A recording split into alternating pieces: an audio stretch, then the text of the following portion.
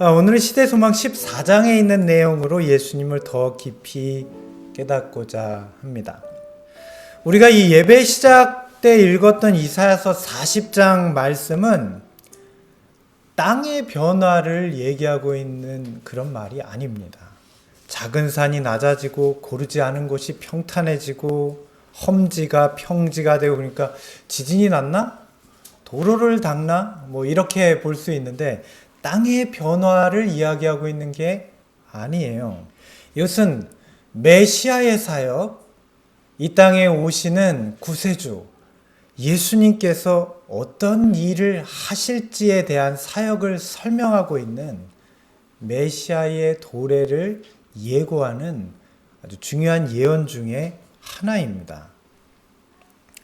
사람에게는 누구와 만나는가가 인생의 방향을 결정하는 아주 중요한 결정적인 사건이 되기도 합니다. 오늘 우리의 삶에서 이르러 오는 만남이 그러합니까? 또 여러분 옆에 배우자와의 만남, 아내 혹은 남편, 자녀와의 만남, 또 이 인생에 있어서 어떤 선생님, 자기를 지도하는 분, 영적인 또 스승도 있을 수 있죠. 그런 만남이 우리에게서 어떤 결정적인 사건이 됩니다. 삶에 큰 변화를 일으키는 것이죠. 그렇다면 오늘 우리에게는 어떤 만남이 필요할까요? 시대소망 14장에는 예수님과 제자들의 처음 만나는 장면을 묘사하고 있습니다. 우리는 눈을 감고 그 장면을 상상해 볼 수 있어요. 예수님과 처음 제자들의 만남은 어땠을까? 여러분 혹시 상상해 보신 적 있습니까? 제자들은 예수님을 보고 어떤 마음을 가졌을까? 두려웠을까? 혹은 긴장하고 떨렸을까? 얼마나 기쁘고 얼마나 감동적이었을까? 또 그들이 본 예수님은 어떤 모습이셨을까? 예수님은 어떤 모습일까? 그분의 얼굴과 모습에서 어떤 감정을 느낄 수 있었을까? 여러분 혹시 상상하실 수 있습니까? 제자들과 처음 만난 자리에서 그분은 무슨 말씀을 하셨을까? 예수님 뭐라고 얘기하셨을까요? 제자들과 만나서. 정말 궁금하지 않습니까? 오늘 우리가 믿는 신앙은 이런 종류의 것이 아니에요. 우리는 예수님과 제자들의 만남을 그리 궁금해 본 적이 없어요. 우리는 예수님이 그들에게 무슨 말씀을 하는지 깊이 생각해 본 적이 없어요. 왜냐하면 우리에게 예수님은 성경이라는 책에 나오시는 분이지 우리 현실 속에 계신 분은 아닌 거예요. 그럴 때가 너무나 많죠. 예수님이 현실적으로 나의 삶에 실제하시는 분으로 우리는 대부분 느끼지 못합니다. 예수님은 이야기 속에 계신 분이에요. 그래서 대부분 우리의 삶은 우리의 삶에 진짜 문제나 필요한 일이 생길 때 우리가 생각하는 것은 어느 병원에 가면, 어느 의원에 가면 우리는 끊임없이 이 세상의 세력이나 사람이나 어떤 도움을 생각할 뿐이지 예수님을 나의 삶에 실제적인 어떤 문제나 나의 삶에 있어서 큰 변화를 줄 분으로 생각하지 않아요. 그러나 우리 대부분 아마 그렇지 않을까. 너무나 예수님은 우리에게 손에 잡히지 않는 안개처럼 그냥 모호한 분이에요. 예수님을 만났을 때 제자들은 어땠을까요? 그들은 예수님에게서 무엇을 보고 무엇을 느낄 수 있었을까요? 그들이 예수님을 만났을 때 그들의 상황은 이렇습니다. 이스라엘에는 선지자가 없어진 지 오래되었고 그들이 뭔가 변화를 입겠다는 그런 사역들은 이미 오래전에 그런 일이 있을 수 있겠냐? 사람이. 그냥 그런 일들이라는 거죠. 죄를 자복하라는 요구는 회개해라, 거듭나라 이런 거는 놀랍고 새롭게 보였다. 그러니까 사람이 자신에게 있어서 아무런 변화나 새로움에 대한 마음의 꿈을 가질 수 없는 세상에 살고 있는 거예요. 아무런 새로운 기대 없이. 바벨론이 끝나니까 페르시아가 끝나니까 이제 그리스가 끝나니까 로마가, 세금은 항상 있고 가난한 사람은 늘 가난하고, 전혀 삶의 변화 없이 어제 싸우던 사람 오늘도 싸우고, 계속. 인간이 뭐가 다를 게 있겠냐? 이스라엘 나라는 오래도록 어떤 이런 큰 변화를 전혀 경험해 보지 못했다는 것입니다.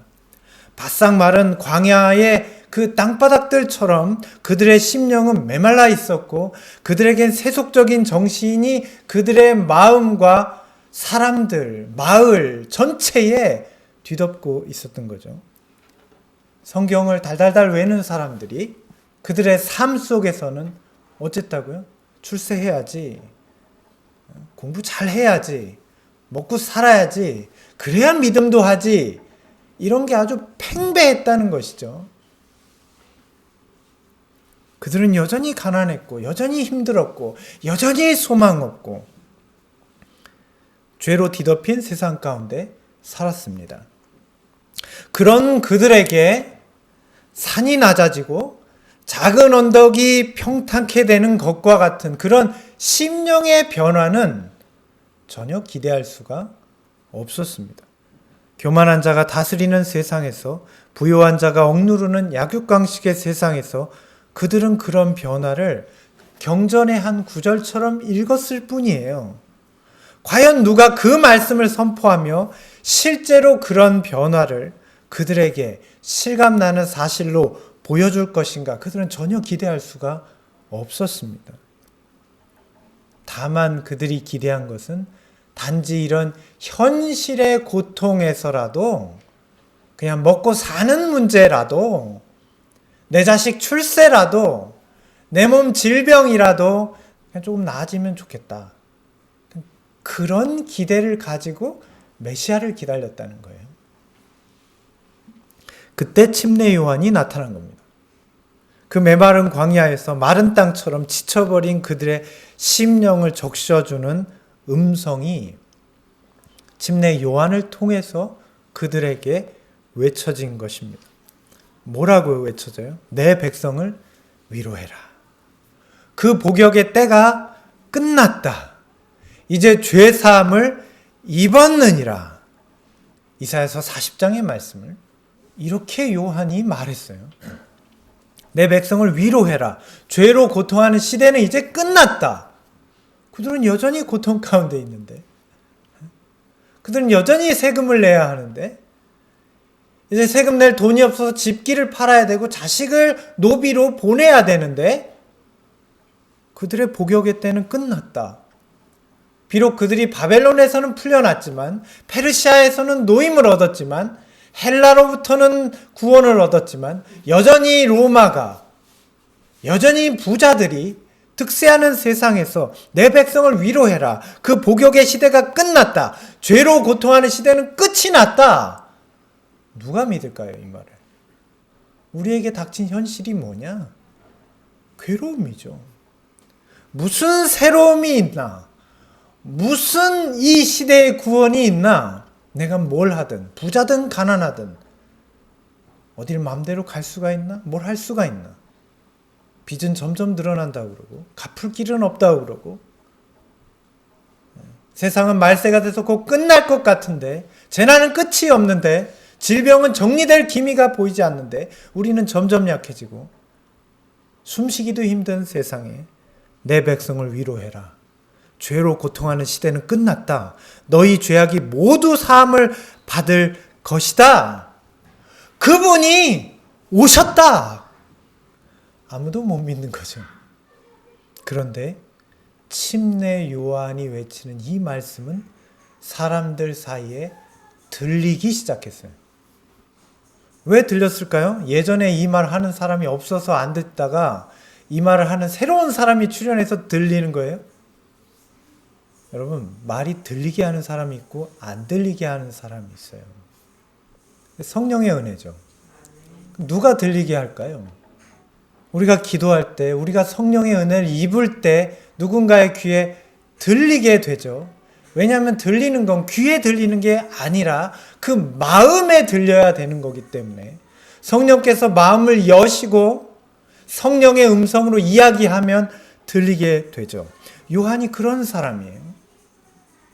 그는 성령의 은혜로 세움을 받았고 성령의 음성을 전했어요. 그래서 이 소리가 들리기 시작했어요. 사람들에게. 이제 그분이 너희 앞에 오셨는데 그분을 만나기만 하면 누구나 이런 변화를 입게 되고 누구나 이 변화 안으로 들어가게 된다. 이것이 진정한 복음이죠.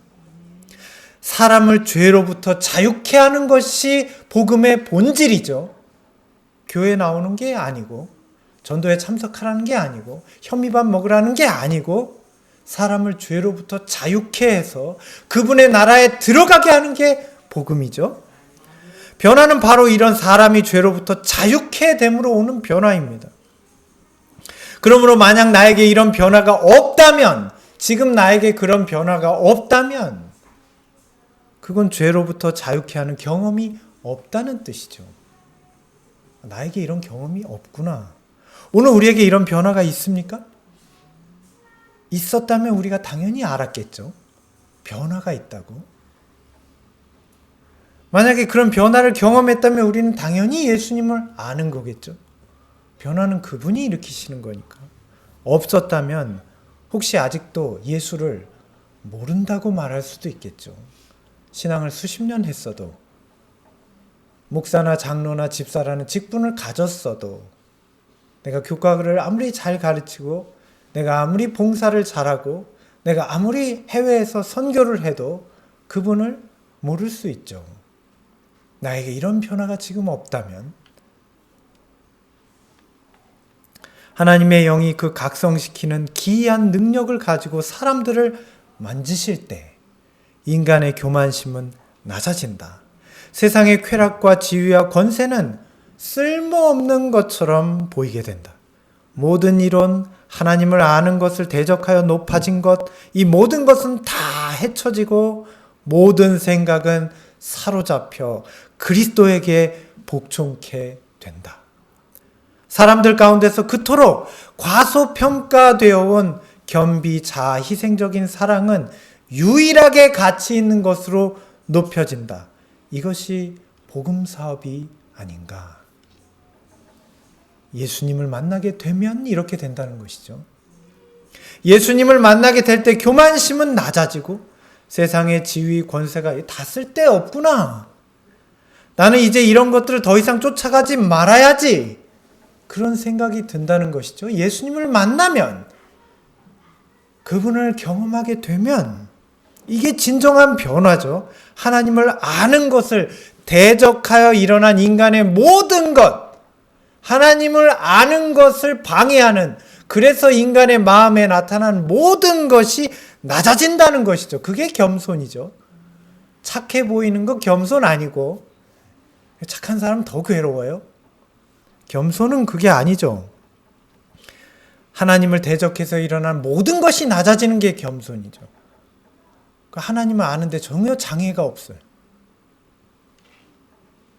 이것이 우리가 예수님을 만났을 때의 변화이고, 이렇게 예수님을 만난 자들이 다른 사람들에게 그들이 만난 예수님을 소개할 수 있는 것이죠. 이게 선교죠.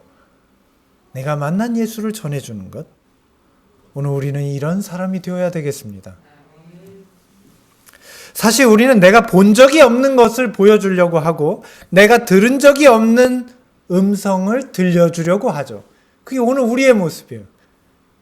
나는 본 적도 없는데 예수님을 설명하려고. 그게 얼마나 어려워요.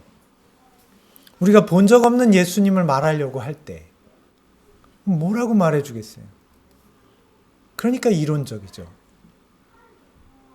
본 적이 없는 분을 설명하려고 하는 게 이론적이죠. 나는 경험해 본 적이 없는데 내가 들은 적이 없는 주님의 음성을 말해주려고 하면 뭐라고 말을 하겠어요? 꾸며대는 거죠. 왜 우리의 자녀가 듣지 못하나? 내가 꾸며대고 있으니까. 나도 들은 적이 없는, 나도 본 적이 없는 분을. 그래서 이 시대의 선교는 답보 상태에 머물러 있습니다. 그래서 이 시대에 믿음이 있는 가정도 자녀들에게 신앙이 이어지지 못하고 있습니다. 그래서 이 시대의 교회도 다른 사람들에게 더 이상 복음을 전하지 못하고 있습니다. 예수님을 만난 적이 없어서. 수도 없이 그분에 대하여 들었지만, 수도 없이 설교를 들었지만, 오늘 우리는 예수님에 대해서 누군가한테 소개해 주려면 할 말이 없어서 믿음으로 보이지 않는 하나님을 바라본 적이 없는 눈은 하나님의 영광의 계시를 보지 못하였으며 그분의 음성에 귀 기울인 적이 없는 귀는 그 증언의 말씀을 듣지 못하였다. 지금도 그와 같다. 그리스도와 섬기는 천사들의 임재가 회중 가운데 나타나는 때가 종종 있지만 그것을 느끼지 못하는 사람들이 더욱 많다. 여러분, 우리는 천사들의 임재를 경험한 적이 있습니까? 오늘 이 세상의 사람들이 우리가 신앙으로 말하는 예수님에 관한 그 증거들을 이해할까요? 오늘 재림 신자들은 우리 곁에 지금 천사들이 우리의 삶 가운데 늘 같이 있고 우리를 돕기 위해 서 있다는 것을 우리는 알고 있나요? 우리는 느끼고 살아요? 우리는 말해줄 수 있어요? 말 못하죠.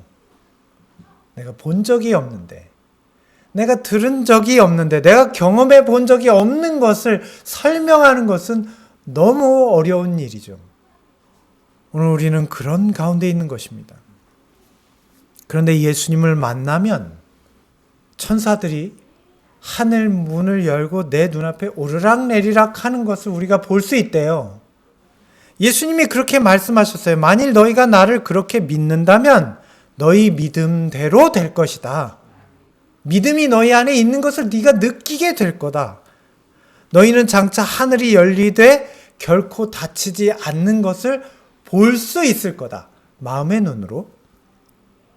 내가 너희를 위하여 하늘을 열어놓은 것을 너희는 느낄 수 있을 거다. 보이십니까?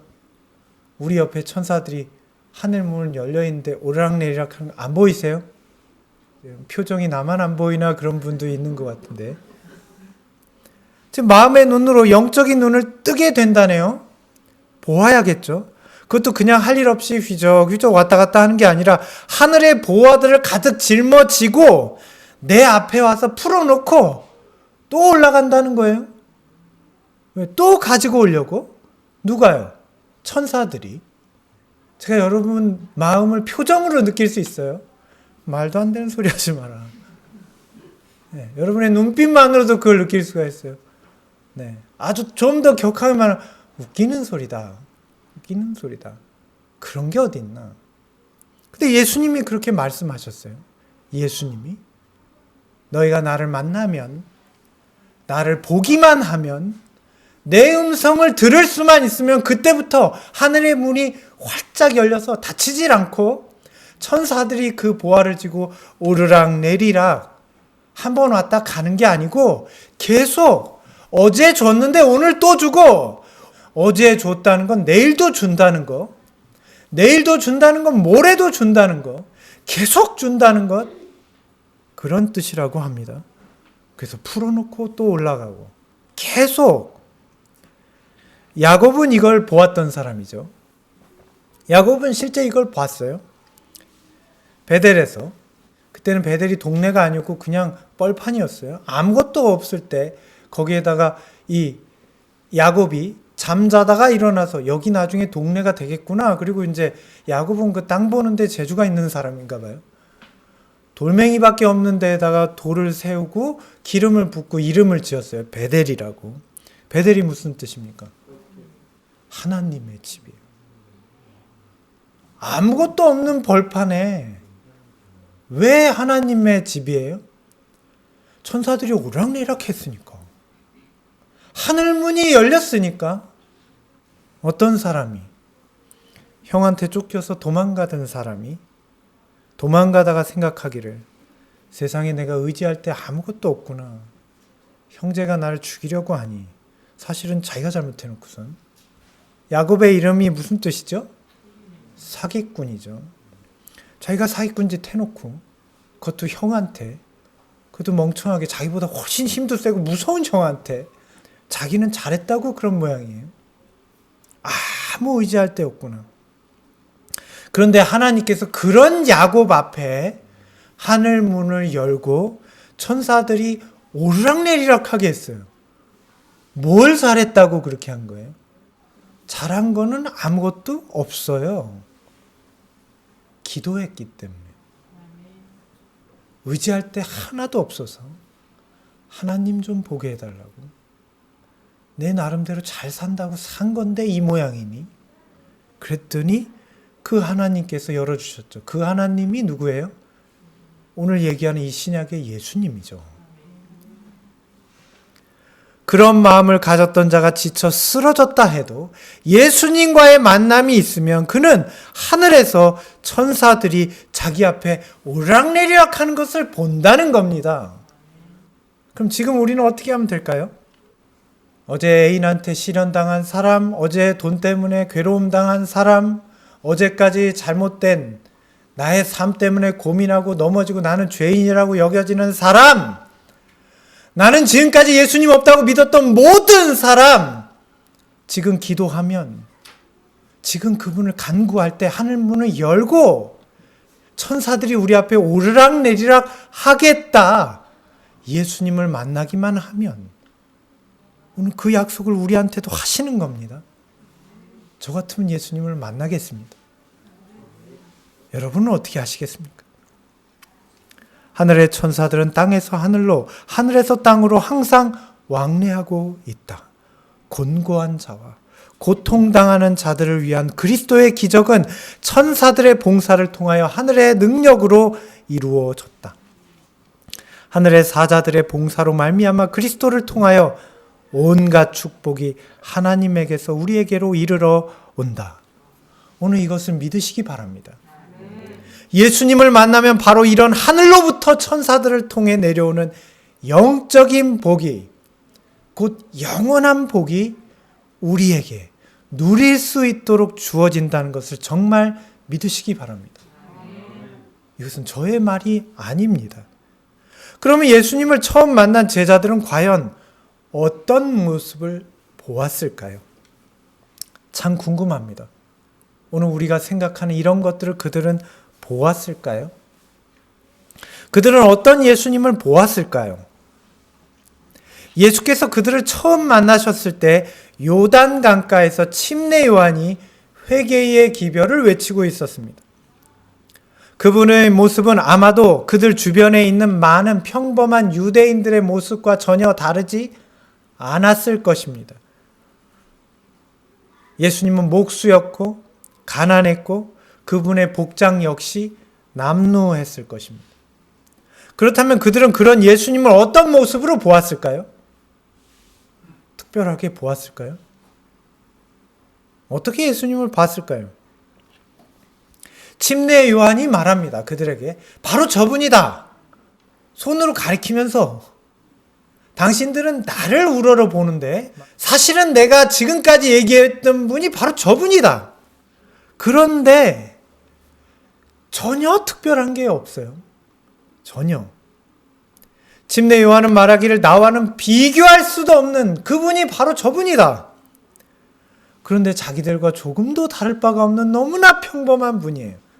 어떻게 저런 분이 우리가 기대하는 하늘로부터 천사들이 오르락내리락하게 하고 하늘문을 활짝 열으실 수 있는 분이, 내가 보니까 딱 목수인데 가난한데, 더군다나 예수님은 이제 사탄에게 시험을 받으시고 40일 동안 굶으시고 나중에 세 번째 나타나실 때는 아주 초췌한 모습이었죠. 도대체 저런 분이 어떻게? 그런데 제자들은 어떻게 그분을 보고도 요한의 말을 믿었을까요? 요한에 의해서 전해진 한마디 말씀이 그들에게 엄청난 충격을 주었습니다. 물론 그들은 그 당시에 그 말씀이 주는 의미를 분명하게 깨닫지는 못했어요. 그럼에도 불구하고 그들은 엄청난 충격을 느꼈어요. 무엇이냐면 보라 하나님의 어린 양이다. 누가요? 저 초췌한 그분이, 저 가난한 초라한 그분이 하나님의 어린 양이다. 너희는 그를 보라.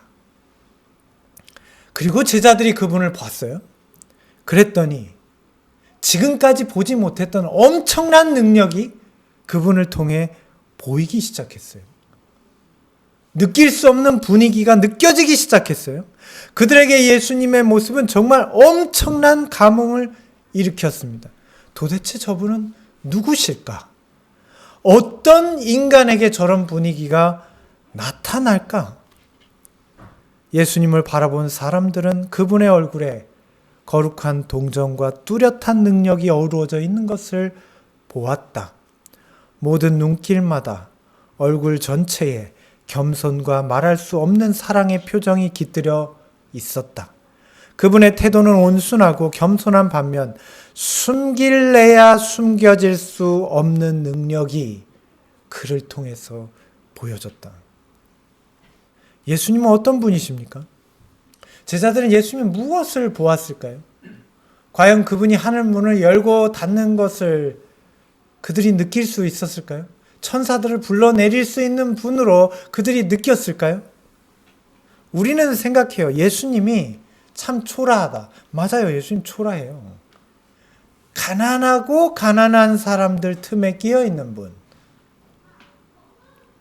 우리는 그분을 생각할 때 우리가 예수님을 본다면 에이 그런 분이 무슨 말도 안 되는 뭘 주실 수 있겠나.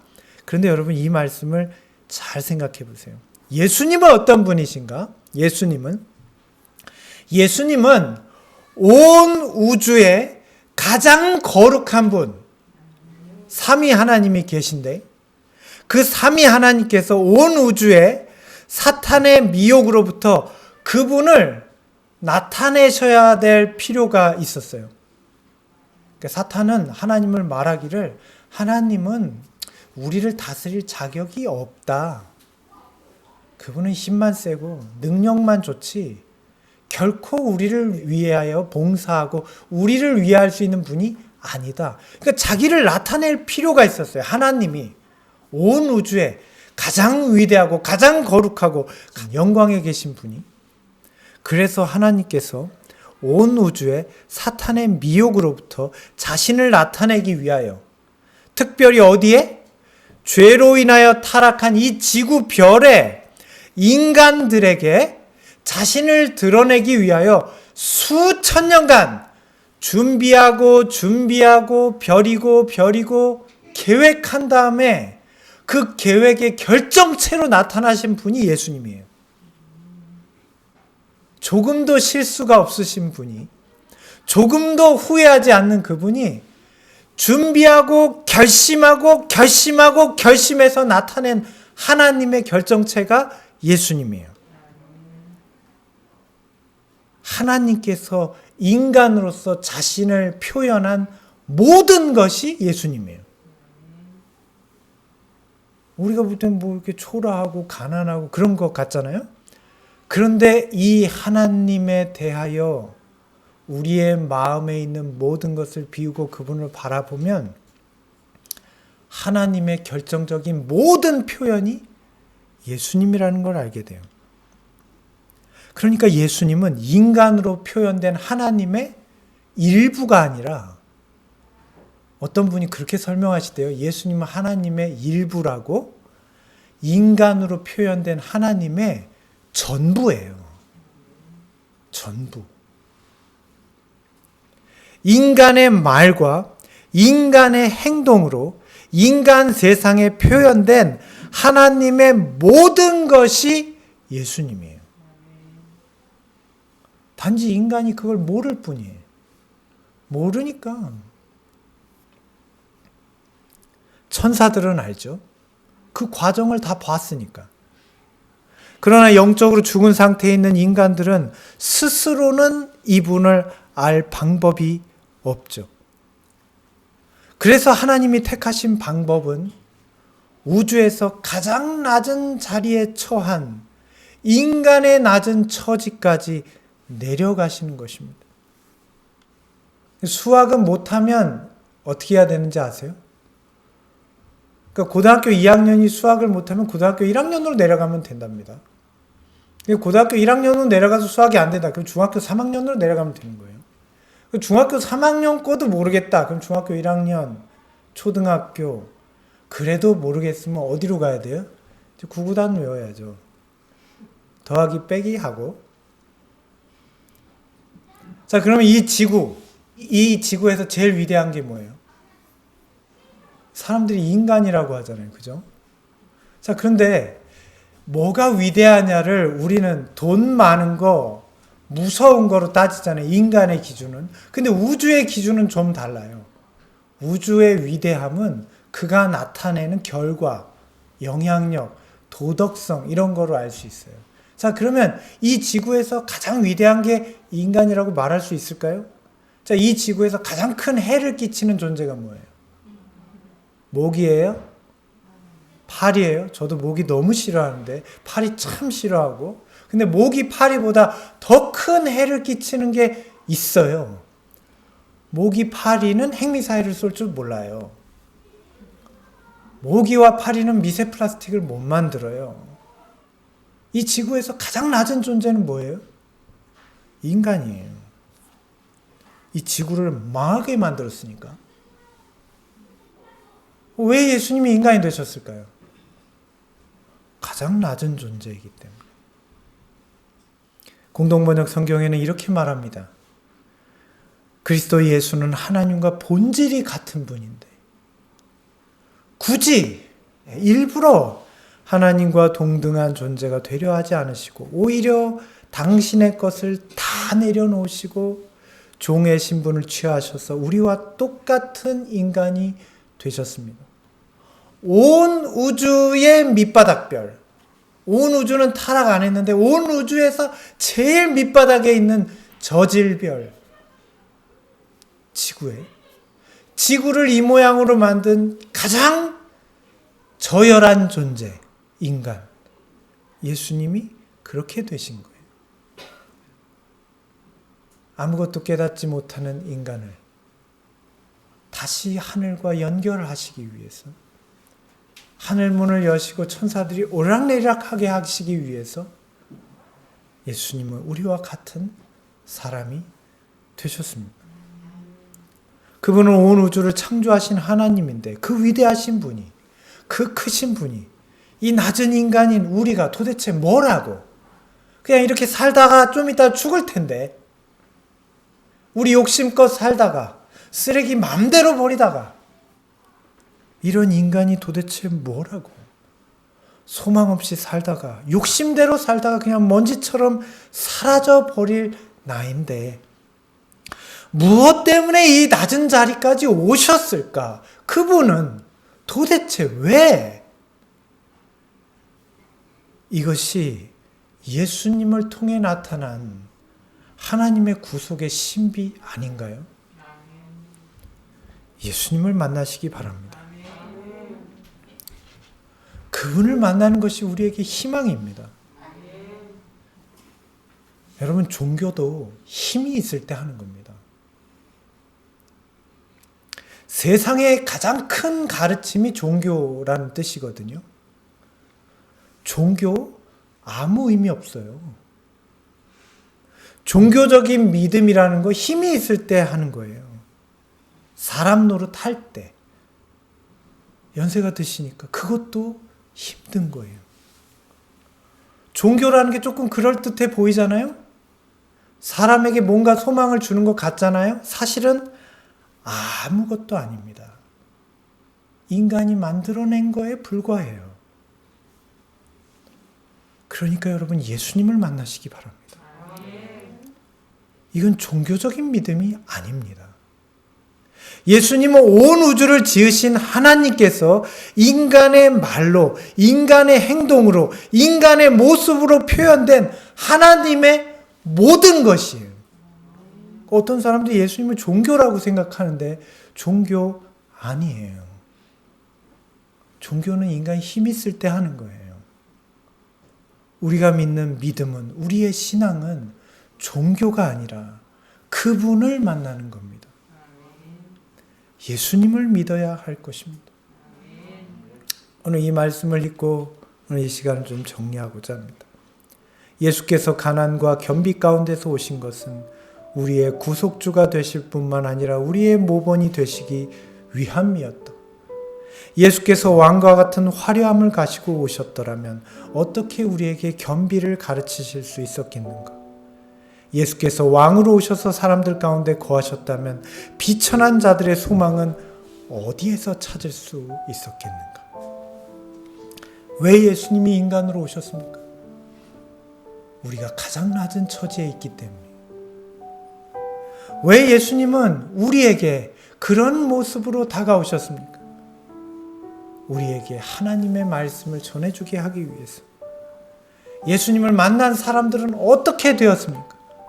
그들은 그분에게서 놀라운 소망과 놀라운 기쁨과 놀라운 은혜를 발견할 수 있었습니다.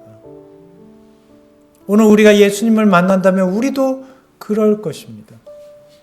오늘 우리는 천사들의 왕래를 우리의 눈으로 볼 수 있을 겁니다. 오늘 우리는 하늘의 놀라운 선물들을 우리가 직접 경험하고 받을 수가 있을 겁니다. 그러나 오늘 우리는 만약 그런 것을 보지 못하고 있다면 우리에게 예수님은 살아계신 분이 아니고, 우리에게 예수님은 아직 만나지 못한 분이고, 우리에게 예수님은 그냥 종교적인 가르침의 하나일 뿐이에요. 그건 아무것도 아닙니다. 예수님을 만나게 되시기를 바랍니다. 그분이 나의 삶에서 이런 살아계신 실감나는 분으로 자리하게 될 때 우리는 하늘의 천사들의 왕래를 우리의 두 눈으로 볼 수 있게 될 것입니다. 우리의 마음의 문이 열려서 어제도 오늘도 받은 하늘의 복이 우리 앞에 가득 쌓여 있는 것을 보게 될 것입니다. 그러면 우리도 말할 수 있게 될 거예요. 무화과 나무잎이 마르고 포도 열매가 없고 외양간에 송아지가 없고 우리의 양떼가 없어도, 우리가 그렇다면 우린 망한 거죠. 근데 성경에 이 사람은 그렇지 않았습니다. 만약 우리가 그랬다면 우리는 땅을 칠 거예요. 우리는 혹시 자살할지도 몰라요. 우울증 때문에. 그런데 하박국의 이 사람은 그렇게 안 말했죠. 그 사람은 뭐라고 말했어요? 나는 여호와로 인하여 즐거워하느니라.